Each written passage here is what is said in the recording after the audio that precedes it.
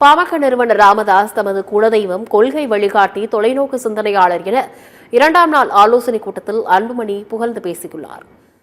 சென்னை சோழிங்கநல்லூரில் உள்ள தனியார் மண்டபத்தில் 2வது நாளாக பாமக மாவட்ட பொறுப்பாளர்களுடன் அதன் தலைவர் அன்புமணி ராமதாஸ் ஆலோசனை நடத்தினார். அப்போது பேசிய அவர், பாமகவை தோற்றுவித்த ராமதாஸ் தமது குலசாமி, குலதெய்வம், கொள்கை வழிகாட்டி, தொலைநோக்கு சிந்தனையாளர் என புகழ்ந்து பேசினார். சிறு சிறு குழப்பங்கள் எல்லாம் வருகிறது, அது அனைத்தையும் சரிபடுத்தி விடுவேன் என்று நம்பிக்கை தெரிவித்துள்ளார்.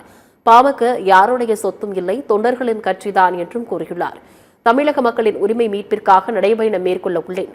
நாம் அனைவரும் ஒன்றிணைந்து செயல்பட வேண்டும் என்று கூறியுள்ளார்.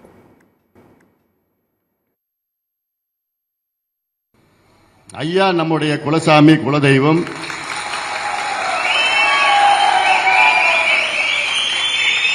ஐயாவுடைய கொள்கை வழிகாட்டி இந்த கட்சியை ஐயா அவர்கள் தொடங்கியிருக்கின்றார்.